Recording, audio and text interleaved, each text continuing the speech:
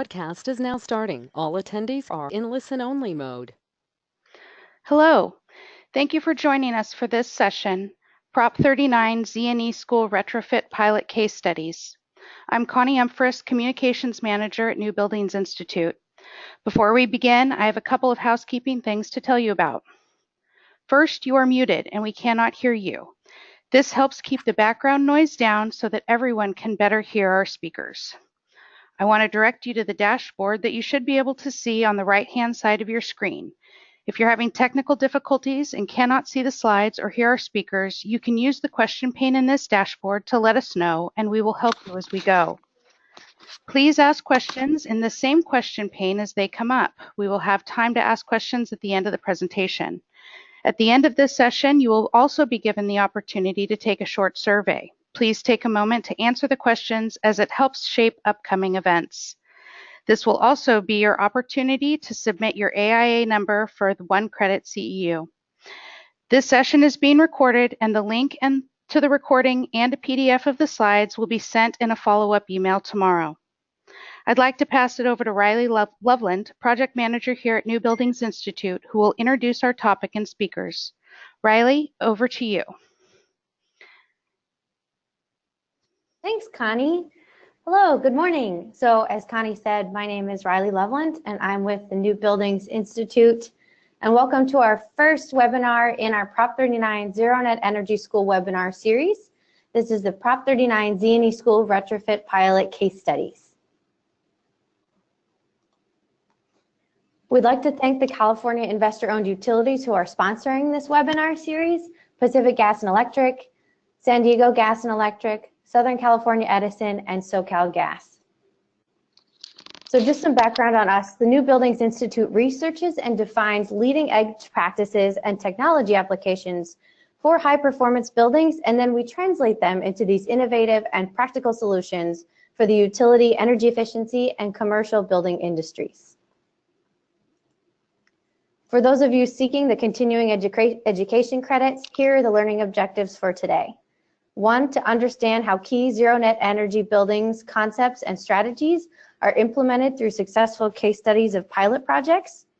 2, learn the benefits of ZNE retrofits beyond energy cost savings and how to communicate the importance of ZNE retrofits beyond cost effectiveness. 3, learn how ZNE retrofits should be planned and optimized across the whole school district and how to anticipate and overcome the invariable challenges and hurdles in the path of a ZNE retrofit. And last, learn how ZNE school retrofits and new construction should be coordinated into an integrated design process to optimize building performance and student-teacher performance and lifecycle cost. So I'm going to give a quick introduction to Zero Net Energy and Prop 39 and then pass the mic off to today's presenters. So a ZNE building is a building that produces at least as much energy as it uses over the course of a year when grid supplied energy, including primary energy generation, transmission, and delivery to the site, is taken into account. And one thing to note is that there are many definitions of ZNE, but the key takeaway here is that all these definitions are grounded in efficiency first, and the remaining load is serviced by renewables. And codes are the legal requirement to achieve ZNE. So in California, here's what the code cycle roadmap looks like. You can see residential by 2020 and commercial ZNE by 2030. The key message to understand here is that this is happening. Title 24 for 2019 discussions in the residential sector are complete and are moving the market towards ZNE. So next step are these non-residential codes, which will impact every school and commercial building in the state of California. But codes are really not the reason schools should be doing this, right? There are many benefits of high performance ZNE schools. So we're here today to share these stories of what we've learned through our research in the area of ultra low energy and zero net energy schools to help confirm that ZNE is possible in these new and existing school retrofits. We want to provide you with some evidence and talking points for those of you trying to convince stakeholders, and that this is good for student performance and for taxpayers in your community, and to make sure you know of resources that are available to help your district on this path to zero. So ZNE is the next step in these sustainable high performance buildings, With these codes and standards continuing to ramp up, ZNE is a way to innovate now to save your money in the long run. ZNE schools have an ideal building type with this generally predetermined building occupancy pattern. I know every school is different, but overall schools have an easily predetermined occupancy pattern. So building occupancy is generally planned or can be organized. They have sufficient land, they're owner occupied. They're these highly visible examples to the community and serve to set a precedence in the community. So going ZNE is fiscally responsible with taxpayer dollars. There's more money back into these schools because of the lower operating costs. ZNE schools have shown increased student performance with better occupant health, attendant, and improved teacher satisfaction and retention. In fact, there was a study done by Heshang Mahone on the impact of daylighting in schools that showed matter-of-factly that students in daylit schools are more engaged, learn faster, and at higher rates than a typical school. These ZNE buildings also provide this hands-on project-based learning opportunity for gaining these 21st century skills and knowledge that our students need to succeed. These buildings are also more resilient to severe weather events and can create safe havens for your community. These are just some of the examples of the research about the benefits of high-performance schools. And with students spending approximately 1,000 hours per year in a school, transforming these classrooms into healthy and productive spaces is of the utmost importance, especially when the short-term and the long-term health effects of students and staff is at risk. So at NBI, one of the things we do is maintain the largest database of ZNE buildings as we work to identify, research, and analyze these buildings that are leaders in ultra-low and ZNE performance. So as you can see, the market uptake of these ZNE buildings has grown tremendously since 2012. It's up 700%. And for some reference, the difference between a ZNE verified and a ZNE emerging building, ZNE verified buildings have 12 months of metered data that shows the zero net or net positive energy production over those consecutive 12 months. And ZNE emerging buildings are buildings that have this publicly stated goal of ZNE, but may not have demonstrated that they've achieved that goal. They may still be in the planning phase, under construction, in operation under 12 months, or not yet documented their ZNE performance. So each year we publish our Getting to Zero list of all of these projects in our database, and we're always looking for more projects. We know that there's some coming online every day, so please feel free to email us if your building has not been counted. So within this list of ZNE buildings, schools, and particularly the K-12 schools across the nation, are leading this market transformation to ZNE. They thrive as these centers for change and leadership in ZNE and ZNE education. They're leading because they're early adopters, long-term building owners, have these high-performing learning environments, and the building form itself is generally opportunistic. They sometimes have adequate roof area, a layout for passive design, and they're also these very visible entities that can garner the community support and the ZNE market support to drive ZNE as a goal. ZNE buildings are not just schools, but also libraries, science classrooms, and additions. So one thing I want to leave you with before we move on is that we want to emphasize this idea of the path to ZNE. So while ZNE is a realistic endgame, the path to these sustainable zero energy schools is a process that takes time to accomplish. So you can start now by benchmarking, setting energy targets, which are EUI, energy use intensity targets, creating policies and plans that back up your energy targets and all of your benchmarking data, and put into account these operational practices for your path to zero. So in our research, we've identified some common themes from those buildings that have successfully implemented ZNE, and this research shows that these are the key steps to a successful ZNE process. Getting stakeholder support and having a champion, making your commitment, having it set in stone, use an integrated design process and starting early, making sure that energy is at the very first conversation, setting those EUI energy targets, and then designing and constructing to that target, optimizing operations, because ZNE buildings aren't only built to ZNE, they're operated to ZNE, and then measure and verify. So with ZNE buzzing in our brains now, I wanted to give you a little bit of a background on the Proposition 39 ZNE pilot program that is sponsored by the California Investor-Owned Utilities. So this is California's program to demonstrate that the technical feasibility of ZNE is possible in a retrofit in public schools statewide. So thank you for PG&E for these slides that are coming up. So the core idea of the pilot program was to provide this adjunct pilot to the already established Proposition 39 program that provides funds to public school energy projects. And these projects are demonstrating that technical feasibility of the ZNE retrofits in public schools. The lessons learned from these projects are then currently being disseminated and also currently being added to via trainings. We have a recognition program that we do at the end of each year and other communication platforms to increase this market uptake and understanding that ZNE retrofits are feasible. There are four main components of the IOU participation in this program, and it includes assistance with design development, construction and construction inspections, equipment and system buy down, and ongoing performance monitoring. So they're in it from the beginning to the end. There are currently 12 projects underway, which are estimated to be completed in 2018. And each school has set that energy target of 20 kBTU per square foot per year.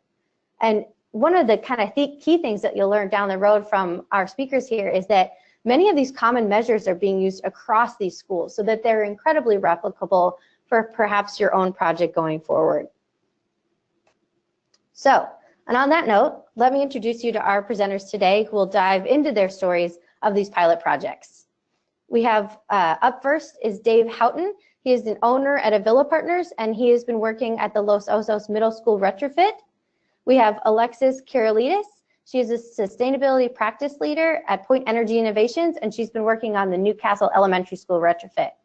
So on that note, Dave, it's all you. All right, thanks very much for that introduction, Riley. Thank you, Connie.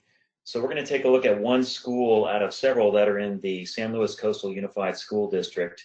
And I was the Prop 39 consultant to the school district. So we actually covered all the 16 campuses that are in that district. We submitted, let's go ahead to the first slide there if we can. We submitted this school in the applications for the pilot project, and we thought it was a good candidate because it already had solar, quite a bit of solar. But one of the big reasons was that it straddled two utilities. PG&E is our electric utility in this particular location, and the gas company, which is a Sempra company, is the gas utility. So we got to get both of those utilities involved in this project. So Riley just went over the concepts of ZNE, and I'm not going to spend a lot of time on this because she just covered it very well. Energy efficiency first, we're looking for an EUI target somewhere in the 20 to 30 kBTU range, and I'll talk a little bit more about that in just a minute. And then solar PV offsets the annual energy use.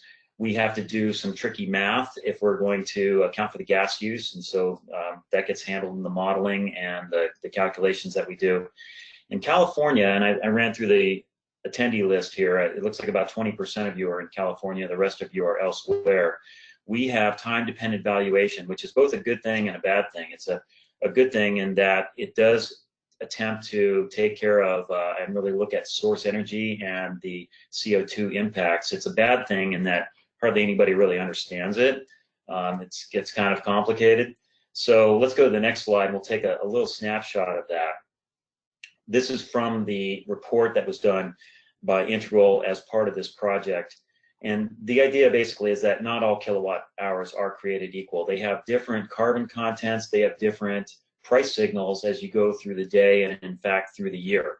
So every one of the 8,760 odd hours of the year really has its own value. And so when we model the impacts of energy efficiency and renewable energy in California, we use this TDV system.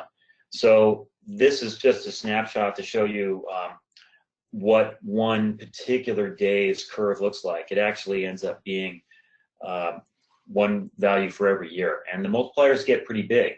So that is one of the caveats that we have to, I'm not going to spend too much more time on that because we could spend a whole hour just talking about TDV. But if you just remember that it's basically time of use, and that's what California is moving to for most of its customers. Next slide. So this is what our California electricity mix looks like, and if you're from elsewhere in North America, your mix is going to look rather different. We have a fairly low carbon electricity mix here, and the effect of that ends up making the gas use a little bit more important in terms of achieving the ZNE goal for this climate anyway. So you can see there we have a healthy slice of renewables. California is already over 25% renewable for its average annual electric generation. We also have one nuclear plant that's still chugging along Diablo Canyon, but that's going to be phased out in about 6 years. We have a fair amount of imports. Some of that is going to have higher carbon content, and then we have quite a bit of natural gas. We have no native coal here in California. Next slide. So this is a slide that I put together recently because I gave a talk on this topic here locally, and it's something I've been wanting to really take a look at. What happens if you do the best you can on a single-story building? What kind of energy production are you going to get, and how does that compare with the EUIs that we're targeting in this 20 to 30 kBTU per square foot per year range? So this is an actual project that's shown on the top. And we have, this is a different building than the one that this project is talking about. But this is another building that I work on. It's in Pomona in the LA area. And we are basically covering the roof to the maximum possible extent. And we end up with about 6.3 watts per square foot of DC power. The annual energy, and that's modeled. This system is actually being installed right now for $1.80 per watt, by the way, complete. That's with all soft costs, hard cost, panels, balance of system, and everything. So that adds up to 10.4 kWh per square foot per year. Do the math on that, you end up with 35.6.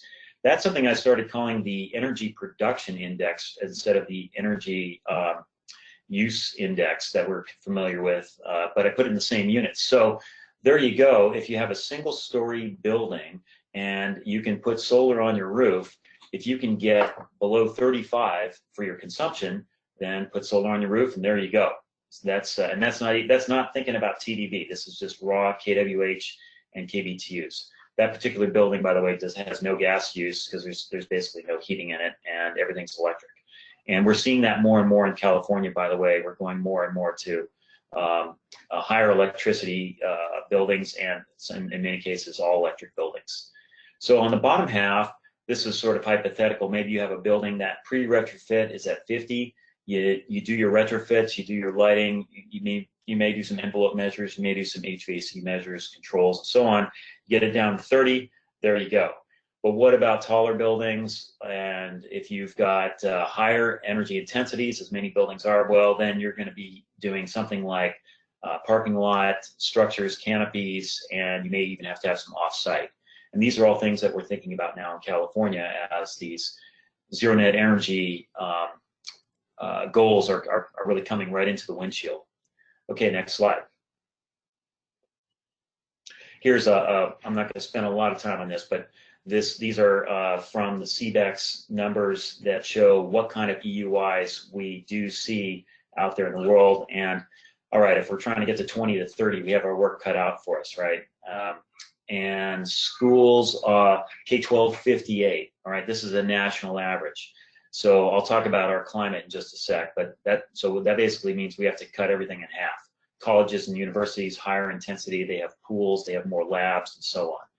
So next slide. All right, so we are blessed and cursed by a fabulous climate here, and Los Osos Middle School is in the town of Los Osos, which is actually unincorporated. It's in San Luis Obispo County. It's in California Climate Zone 5. Very mild. Our heating and cooling degree days per year are both in the low 4 figures. So runtime for any HVAC is very low. And if you, you know, like I said, we're blessed by this, but it also makes it really difficult to justify HVAC upgrades in this climate. So we'll talk about that in a minute. We are seeing more and more of these refrigerant-based systems that move heat around and are basically heat pump systems. So that's becoming more common, and we're using a lot more heat pumps for heating, cooling, and water heating. And if you have a decently designed passive building in this climate, you're pretty much done as far as thermal. You really don't have to do much at all. Next slide. Here is the Los Osos Middle School. So it sits just off of Estero Bay, which is the lovely piece of water that you see there in the background. and it was built in 1978. I'll have another slide in a sec that shows that, but you get a feeling for, this is coastal California, Central Coast, and rather, one thing that does happen here that works against us is there's often a fog. We call it the June gloom here, and it's the same thing that hits LA at certain times of the year. It tends to come in through the summer, and it knocks down our solar production in the summer. It also keeps things nice and cool, and occasionally you need heat because of it, because it gets down into the low 50s or high 40s. So, but generally pretty mild climate. We have nice breezes, good air. Next slide. All right, here's an aerial view of the school. So the main school was built in 78, 63,000 plus square feet. Like most schools in California, it does have some relocatables, which we call relos. So we've got about 9,000 square feet of those. The library was added in a previous measure, Prop A was called, back in 98. And in 2012, the 200 kW solar canopy over the parking lot was installed. And that is a PPA, and it was installed by a third party. And so that's still chugging along and doing its thing. So there's the basic layout. In a minute, towards the end, I'll have some pictures of walking around the actual school, but it's built in 1978, and back then we were not really thinking about gorgeous daylit school buildings. And so the daylighting is pretty poor in here, actually, and I don't have a bunch of pictures to show for that, but take my word for it. These are basically big blocks of single-story CMU and concrete. Next slide. All right, our process included on-site meetings, design charrettes. Some of you folks on the call may be pictured here. If so, I apologize. Well, all right, use your 15 seconds of fame here. We had great buy-in from everybody on this. The district was fully involved. The folks at the school, the vice president there is shown, vice principal, both he, the principal, and the staff at the school that does maintenance, they were all very excited about this. And so that was one of the messages that Riley gave too, that you need some champions. Well, everybody was fully on board with this, and we had some great engineering and kind of process talent along the way on this project. So that's pretty key. You need everybody to be on board. Next slide. All right, so now we're getting into some numbers here. The basic idea, we were at about 35 kBTUs per square foot per year, and I'm going to show some numbers from the last few years. We were using slightly older numbers, and we wanted to get down to about 27, and by our calculations, that would even out with the existing production from the 200 kW system. Prop 39 did pay for all of the soft costs, and we ended up getting about $180,000 worth of capital buy down. The total cost to do all measures at this school was right around $550,000. Some of the other money came from the regular Prop 39 channel. And for those of you who aren't in California, that's a $2.5 billion project and program that lasted 5 years. It just is wrapping up actually in the next month or so here. And our school district got about $1.4 million of that. Most of that's actually going to other schools, elementary schools. And like Riley said, a lot of the things that we did here were applying to some of those other schools. So I'm not going to try to describe the stack graphs there. I'm going to keep moving along. So, but that's the basic idea, is to go from, in each of those, we have TDV and site. So we're trying to take the big colorful column, shrink it down to the small colorful column so that it's smaller than the green column. Okay, next slide.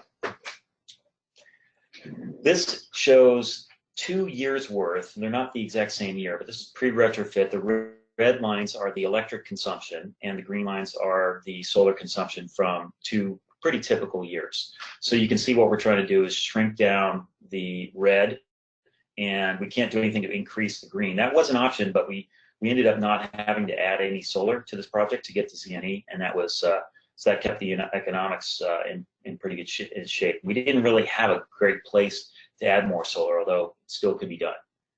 Okay, next slide.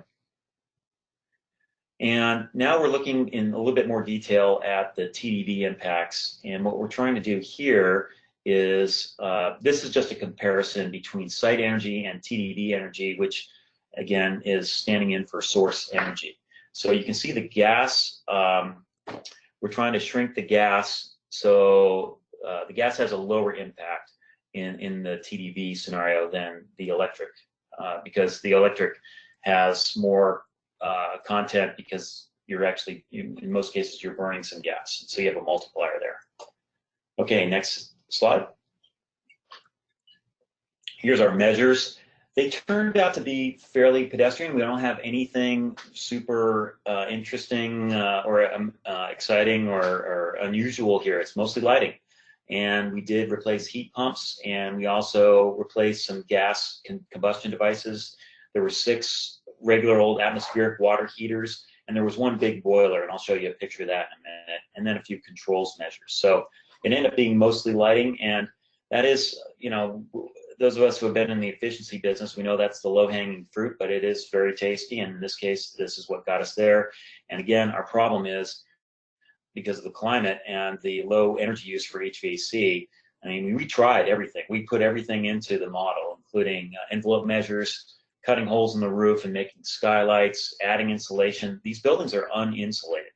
They're built in '78, and it's in this coastal climate.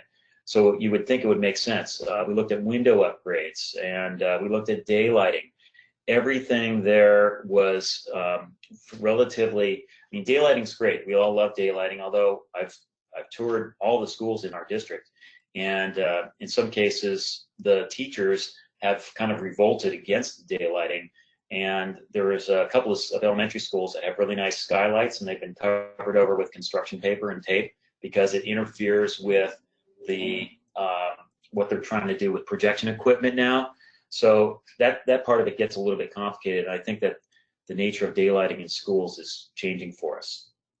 Okay, next slide.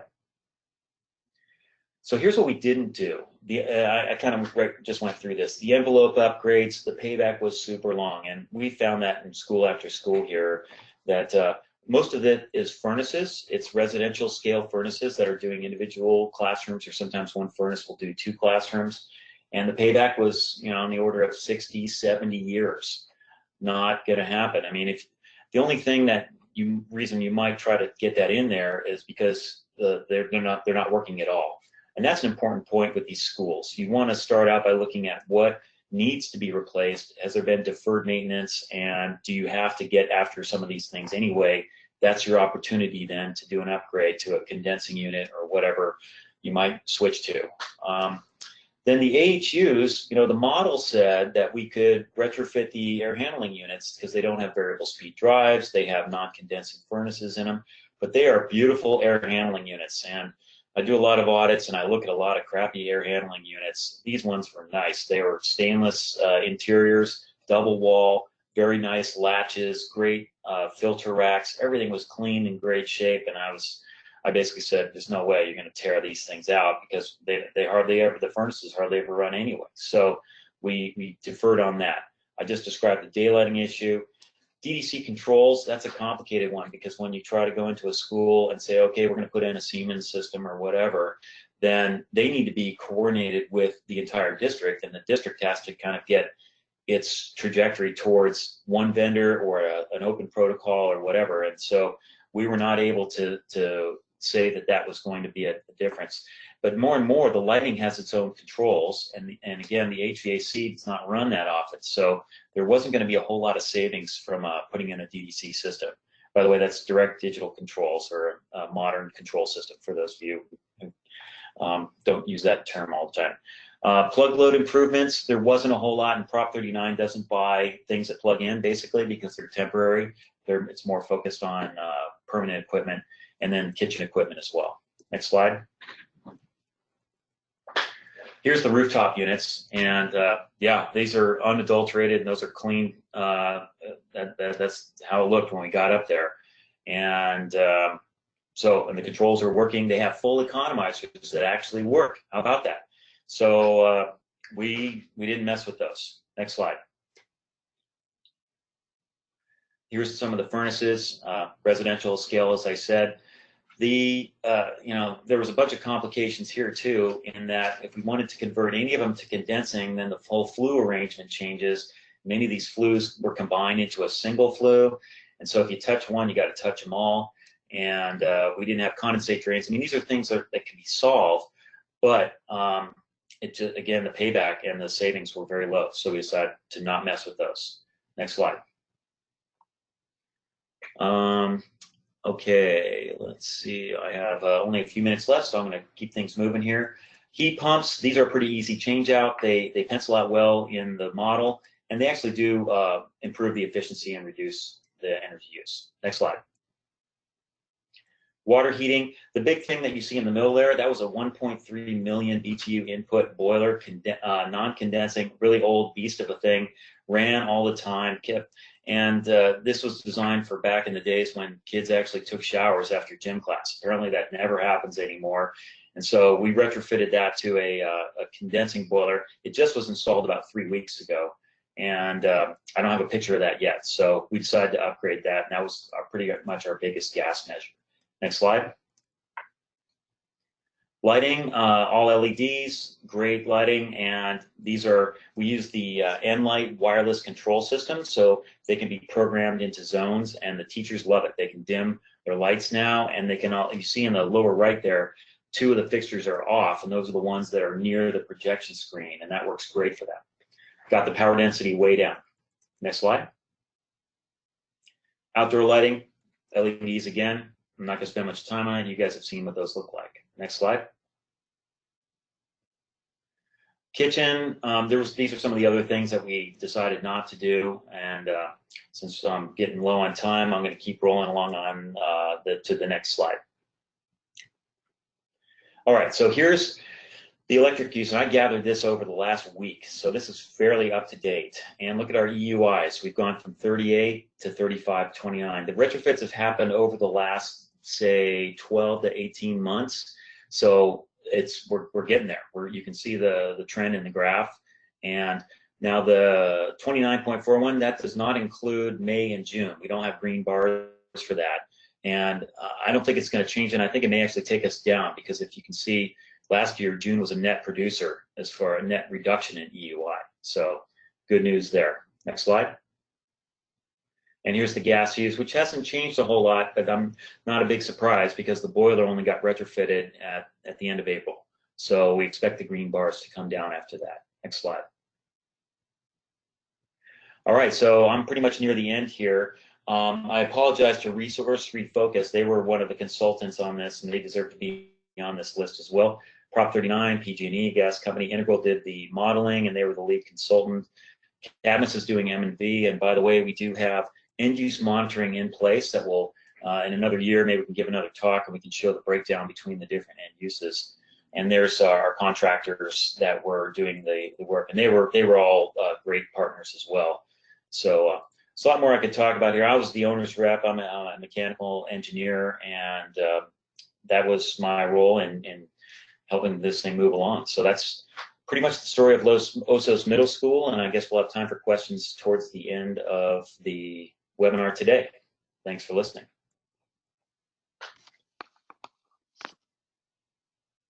Thanks, Dave. On to you, Alexis.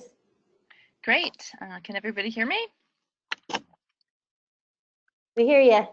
Okay, great. So I'm Alexis Karolidis, and as Riley said, thank you so much for the introduction and the introduction to the entire presentation.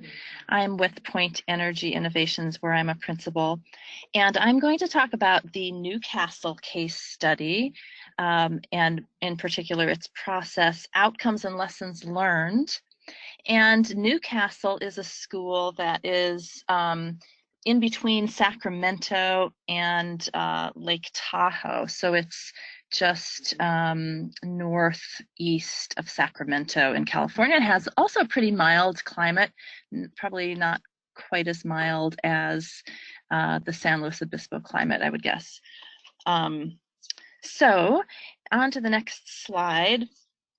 As we think about the process for ZNE, I think Riley and also Dave really explained that well, that this is not just about how to get your building down to zero energy, but really you have to think about it in the context the context of a better school. And that is ultimately the end goal, is how students and teachers perform in school. This is, we are lucky that this actually correlates, as both Dave and Riley said, with school performance. These types of retrofits do make better schools, and I'm going to focus a little bit on the details of that in here, because that is also how you get buy-in for doing this kind of retrofit. Really, it's got to be about the student and the teacher and the school performance. So the first step, as Dave also mentioned, onto the next slide, is the stakeholder engagement, and really not just stakeholders, but champions. This is super important. I think even if you have very engaged or supportive stakeholders, they're in schools, they're always very busy, and they don't have the time to really drive the process unless you have somebody on the staff, or perhaps in this case with this particular school in Newcastle, it was the ESCO, the Energy Service Company, doing the retrofit, who happened to, the project manager happened to have a student in the school. So, you know, it could, in this case, it was actually a parent who happened to be on the ESCO.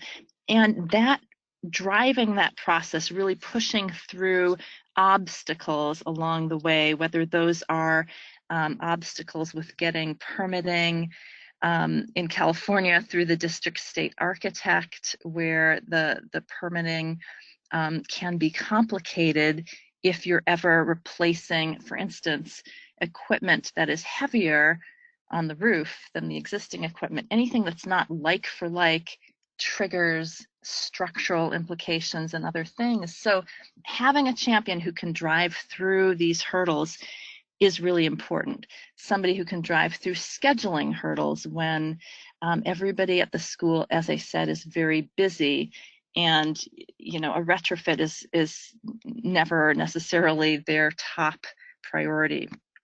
Educating kids is, and having the building run, right? So on to the next slide. What then is this process?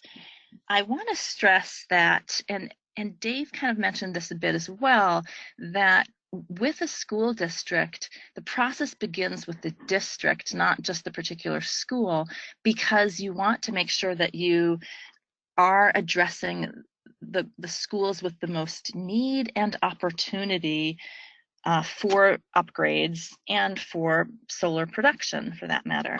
Then, of course, you need to evaluate the conditions at the school and its opportunity for zero energy, based on also where and whether you can add solar to that school. Then, of course, the analysis and design process, and then, very important, getting to implementation and monitoring. So next slide. So prioritizing the site, what school you actually want to start with or address first.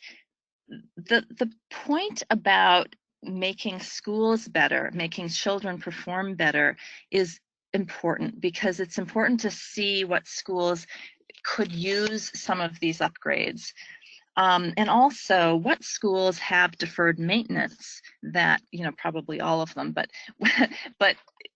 you know, so in Dave's case, you know, there was some equipment that didn't need to be retrofit, but maybe there are some schools in the district that really do have equipment that needs to be retrofit, and those are opportunities to retrofit it with more efficient equipment.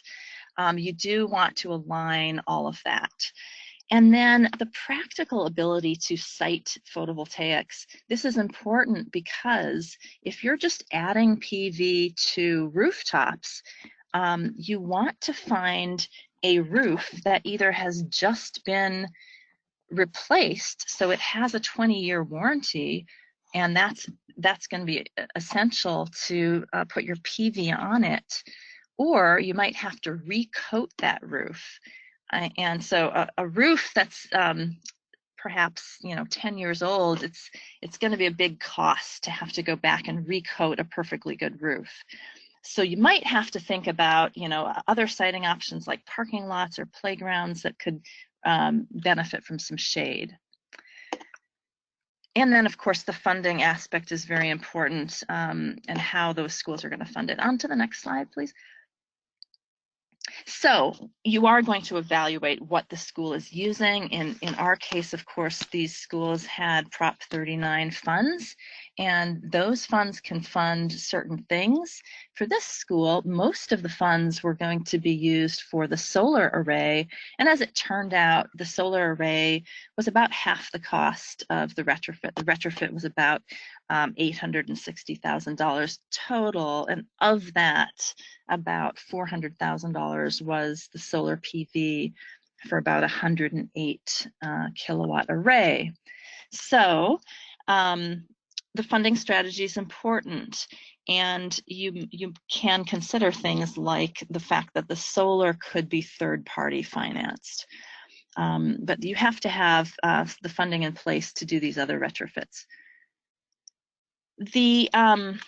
So as we're evaluating the school, you need to look at the model of the school and see what the energy use is now.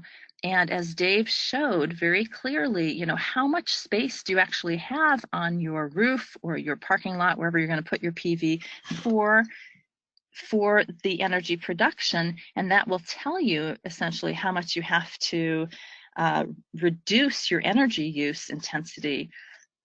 In this case, we had a school with an energy use intensity that was already pretty low. It was only about 21 kBTUs per square foot per year. You know, compare that to the Los Osos school, which was, I think, at something like 38. However, we did end up reducing the EUI considerably, as I'll show you later, down to 14, which is really low and a really great result. But that's not necessarily possible unless you can make these retrofits cost effective. And even the Prop 39 program has requirements whereby retrofits have to meet a certain savings to investment ratio. And that will be much more likely when you already have deferred maintenance, you need to replace a piece of equipment anyway. Another big consideration to think about is the school preferences. As Dave mentioned, some schools may not be able to put in the BMS system, the DDC system in that case.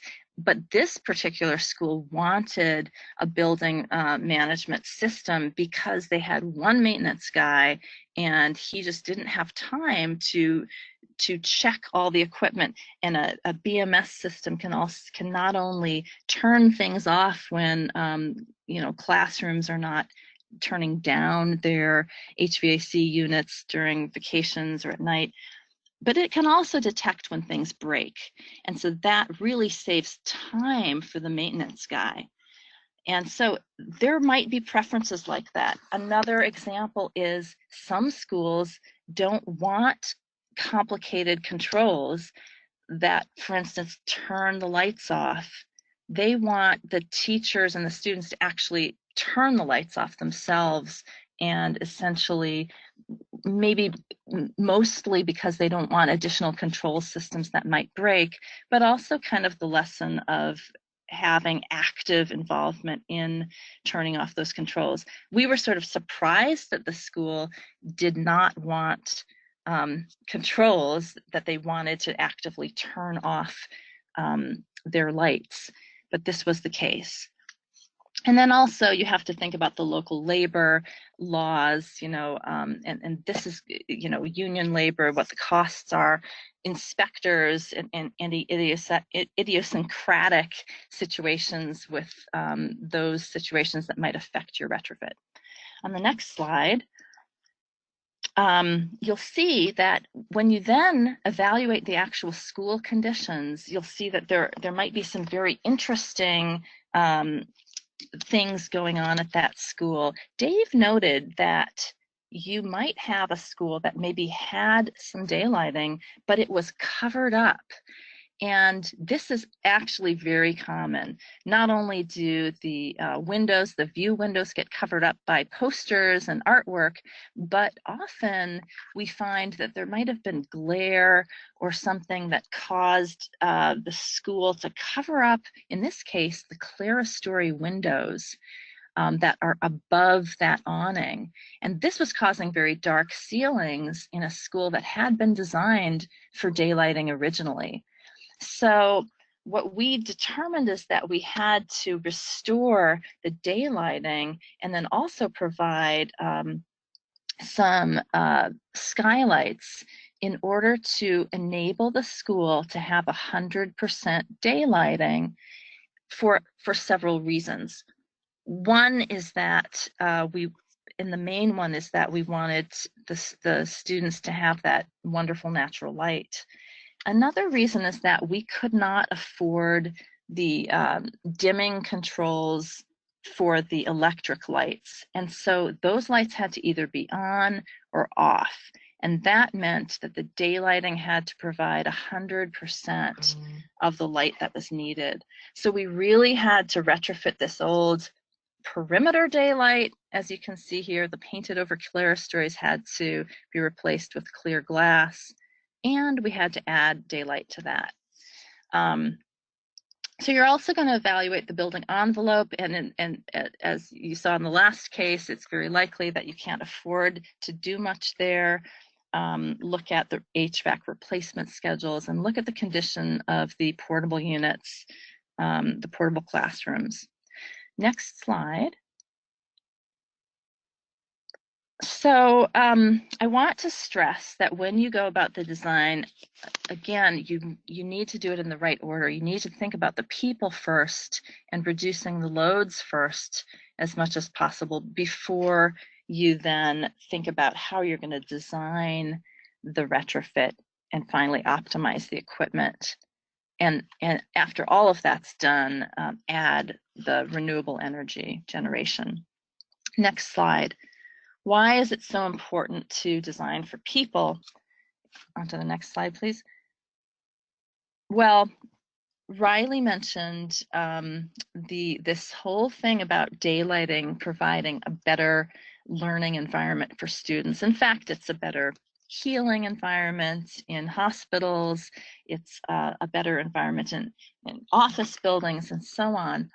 But it's interesting, and the Heshong-Mahone study came out decades ago, but newer research is showing that, perhaps one of the reasons that students perform better in daylit schools is because daylight provides this light level and color spectrum that is attuned to our circadian rhythm.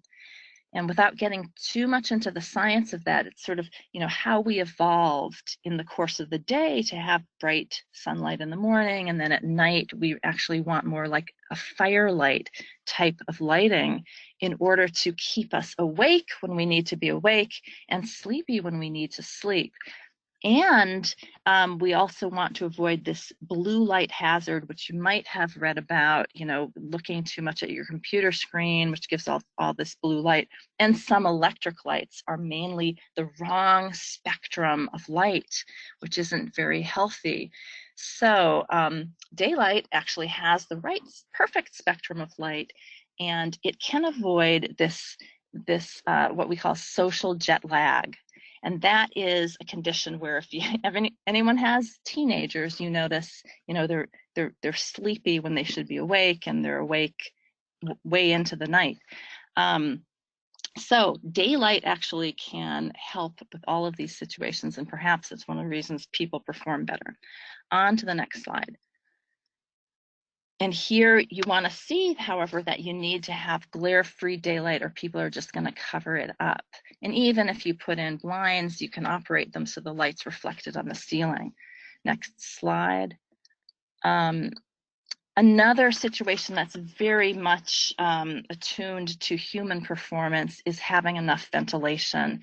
And this is a Harvard study that shows that as the CO2 level goes up in a room, in a building, performance on tests plummets up to 300% actually, compared to this USGBC lead level of ventilation. On to the next slide. Why is this so important in schools? Well, it turns out that when you have these really loud HVAC units, but you have perhaps a classroom in a mild climate where you can sort of survive without the heat being turned on, the teachers actually just turn them off because the students can't hear them when they're teaching. And we got this from an Oakland teacher. We actually heard this from the Newcastle people.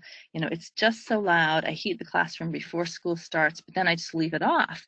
Well, if you leave it off, you're not getting your ventilation either. And you can see in this slide how after retrofit that did have ventilation, in this case with energy recovery, your CO2 level went down. Next slide. So it's important to do things for people first. It's also important to address efficiency first. Next slide. And these are some of the technologies that we found actually were cost effective in this school. You can see here, we're focusing on just the very simple and cost effective air sealing of the building envelope. We are going to put in the solar tubes, in this case, the skylights. We did manage to find a way to make those cost effective.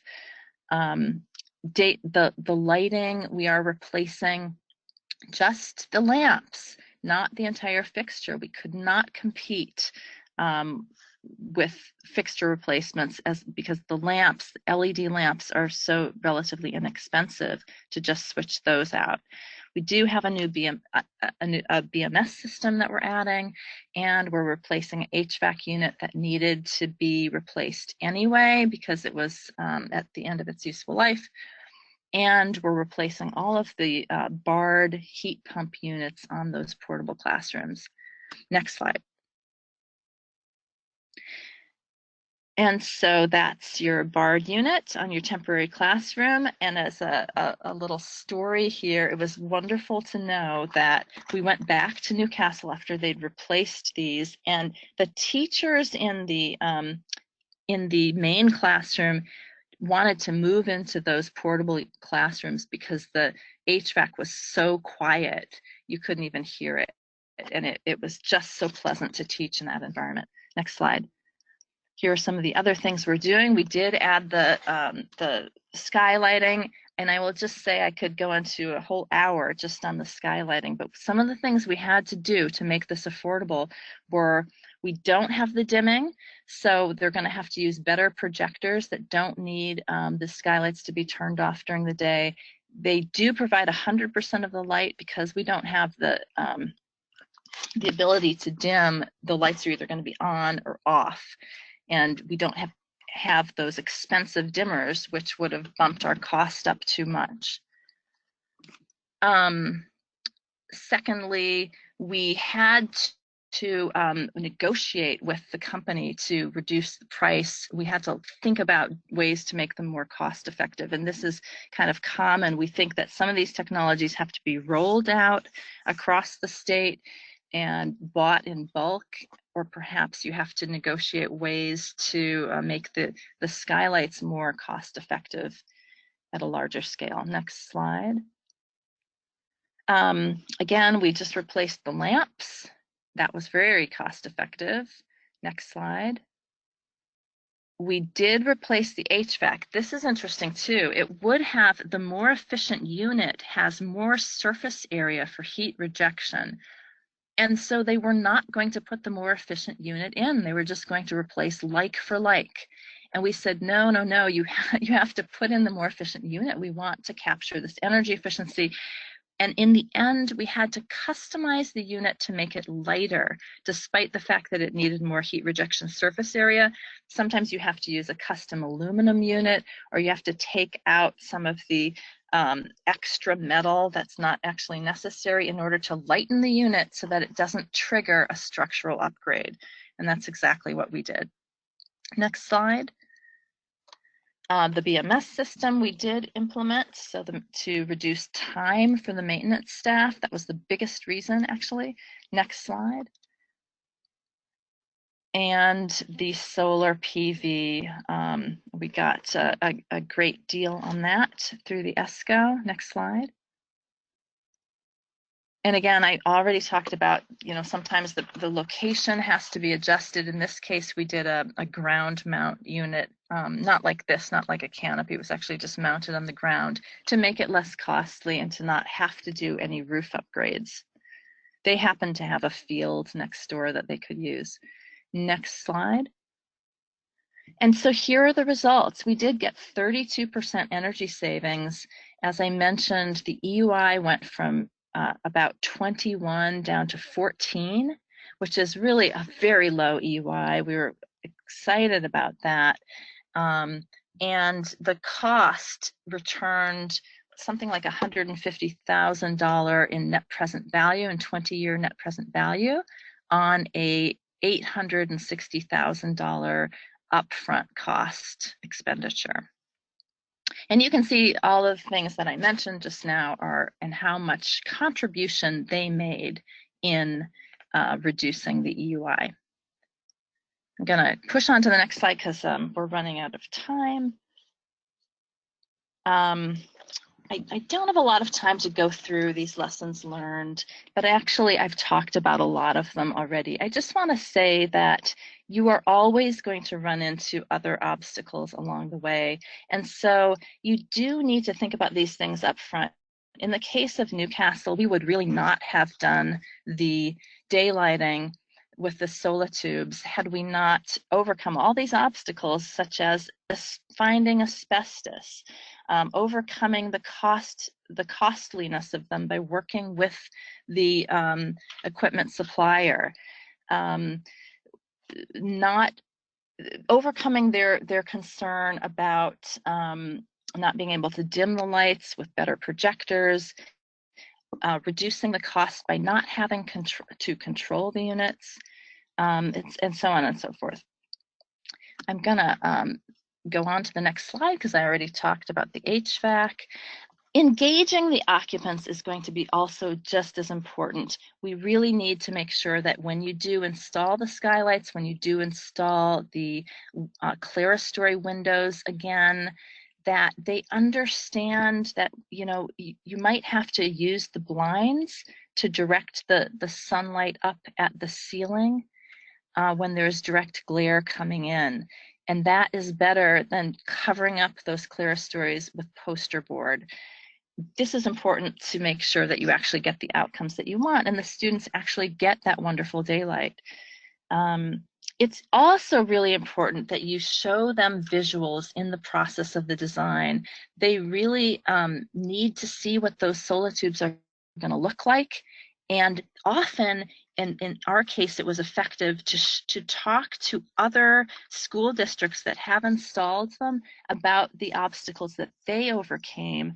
And in our case, we had Sacramento schools who had installed solar tubes, and the teachers loved them, and they actually did simply turn their lights off in their classrooms. They didn't need dimmers. They loved just having the solar tubes and the electric lights completely off. That was really helpful for Newcastle to hear. Next slide. And I'm almost done. In planning, I just want to summarize what I already mentioned, that it is important to plan across the whole district. Make sure that where you're going to put the solar is practical and you're not having to install a new roof, which will bump the price way up. Make sure you troubleshoot by talking to the school ahead of time. Use imagery, as I said, show them what these retrofits are going to look like. Include especially things that might be new to them, like skylights dropping down into their space. And remember, this isn't the standard audit. ZNE, getting to this target, is really pushing the envelope. And the beauty of that is that you're not only getting a zero energy school with no energy bill, but you're getting a school that's really going to perform a lot better for the students. Next. And finally, you can also uncover a lot of inefficiency that you perhaps didn't realize was going on because you did this audit.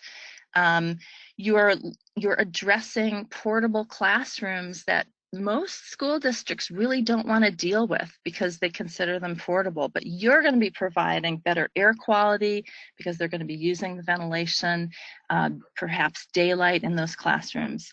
And you're going to be doing retrofits in a clever way that will actually meet the savings to investment ratio that is in this case required by the Prop 39, but it means that you might be doing clever things like just replacing the tubes in your lights instead of the whole fixtures, replacing equipment when it needs to be, when it has deferred maintenance and it needs to be replaced anyway. And helping with other things like maintenance staff who are overworked and for whom the BMS system can reduce their workload. And finally, providing training so that when you put your retrofit in place, it actually is going to be operated in the way it was intended. And I think that is my last slide. Thank you so much. I guess, Riley, I'm not sure if we have time for questions, but back over to you. Thank you, Alexis. That was great. We are out of time for questions today, but we did receive some, and we are able to see who has submitted those questions. So we will follow up with you individually to answer them. And I want to say thank you to everyone else who was on the call today. You were a great audience. And thank you again to Alexis and Dave and Connie for helping out. Have a great afternoon.